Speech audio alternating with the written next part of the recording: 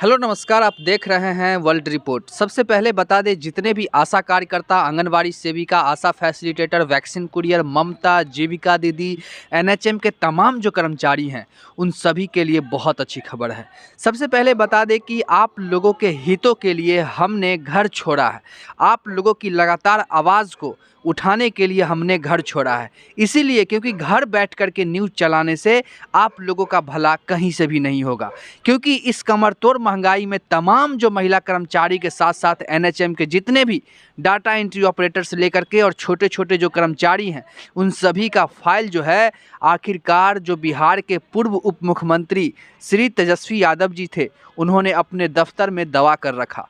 क्योंकि वो जानते थे कि हमारी जो है सरकार आज गिरे कल गिरने वाली है, और वो इसी मुद्दे को लेकर के जो है लगातार चाहते थे कि जब इलेक्शन नज़दीक आएगी उसके बाद हम जो है उस फाइलों को निकालेंगे और फिर उस पर मुहर लगाएंगे, ताकि जो बात है वो मतलब थोड़ा सा ताज़ा बात रहेगी, तो उनको लगेगा कि हमने उनके हितों में किया है। जैसे शिक्षक बहाली उन्होंने किया, तो लगातार जो 5 लाख शिक्षक है वो लगातार उनके हितों में खड़ा है। तो वैसे ही वो उनका जो है मास्टर स्ट्रोक इस तरह का था। हमने आप लोगों की बातों को लगातार मंत्री के सामने उठाया है, ये भी आप लोग जानते हैं। हमने सम्राट चौधरी जो अभी बिहार के वर्तमान में उप मुख्यमंत्री हैं और विजय कुमार सिन्हा, उनसे भी हमने बातचीत किया है, ये आप लोग भी जानते होंगे। क्योंकि जब उन्होंने उप मुख्यमंत्री पद का शपथ लिया, तब उनका जो है सम्मान समारोह हो रहा था, वहाँ पर हम लोगों की इजाज़त थी, हम लोगों को वहाँ पे बुलाया गया था।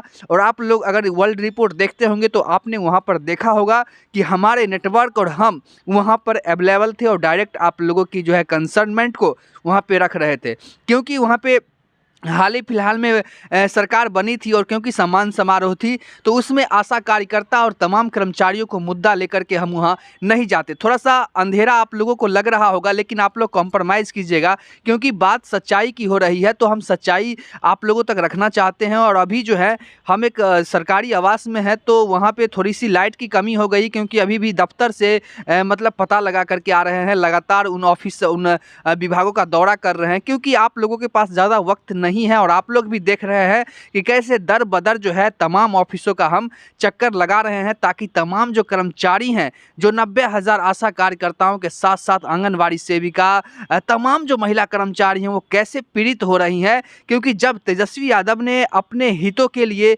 उन्होंने परिवार कल्याण मंत्री को भी पत्र लिखा, उनके द्वारा भी मतलब रिवर्स में जो भी पत्र आया, उसको भी उन्होंने दबा के रखा। कहीं ना कहीं वो निकालने के स्वरूप में नहीं थे, इसीलिए जो है संविदा कर्मचारियों के साथ साथ तमाम वो महिला कर्मचारियों की हाई उन्हें लगी, और उनकी जो है सरकार बिहार में गिर गई। लेकिन जो मौजूदा सरकार है, ये विपक्षी में बैठ करके आप लोग भी जानते हैं कि कैसे तमाम जो है आशा कार्यकर्ताओं के साथ साथ तमाम वो संविदा कर्मचारियों को लेकर के वो लगातार विधानसभा में, जब वो विपक्षी दल में थे, विजय कुमार सिन्हा जो अभी मौजूदा जो उप मुख्यमंत्री हैं, डिप्टी सीएम हैं, उन्होंने किस तरह से जो है आप लोगों के हितों के लिए आवाज़ उठाई थी। तो सरकार अभी बन चुकी है, और उनका मास्टर स्ट्रोक आप लोग जानिएगा तो आप लोग खुशी से उछल पड़िएगा। क्योंकि जैसा कि हम लोगों को जानकारी मिला, और आप लोग ये भी जानते हैं कि तमाम आशा कार्यकर्ताओं के साथ साथ तमाम जो वो महिला कर्मचारी हैं, उनकी बात हमने राजद के मंत्रियों के साथ भी रखा कि आप लोगों ने कहीं ना कहीं ठगने का काम किया है। जो महिला लगातार अपनी मांगों को लेकर के सड़क पर उतरी रही, उन पर आप लोगों ने लाठीचार्ज करवाया। आप लोगों ने भले आप लोगों ने शिक्षकों की बहाली दी, सब कुछ किया, लेकिन महिला कर्मचारियों के साथ साथ संविदा कर्मचारियों के लिए आप लोगों ने तनिक भी नहीं सोचा, जिसके वजह से आप लोगों को आज के ये दिन देखना पड़ रहा है। तो उन्होंने इस बात को भी अपने सफाई में लिया कि हाँ, ये कहीं ना कहीं जो है गलत है। तो लगातार आप लोगों तक खबर पहुँचाने के लिए हम लगातार मेहनत कर रहे हैं, और तमाम उस विभागों का दौरा कर रहे हैं, ताकि आप लोगों को सही जानकारी जो है सही समय तक मिल पाए। तो देखिए, आप लोगों को जो है जो भी फाइलें हैं, वो अभी भी जो है तेजस्वी यादव के दफ्तर में है, और उसको निकालने के लिए विजय कुमार सिन्हा ने आदेश दे दिया है। अब विजय कुमार सिन्हा से पूछा जाएगा। आज की जो खबर है, हम आप लोगों को बता दें कि जो बिहार के उप मुख्यमंत्री बने हैं दोनों, उन दोनों पर जो है Z+ सिक्योरिटी लगा दिया गया है। इसीलिए क्योंकि उनकी जो है कहीं ना कहीं सिक्योरिटी ऑफेंस नहीं होना चाहिए।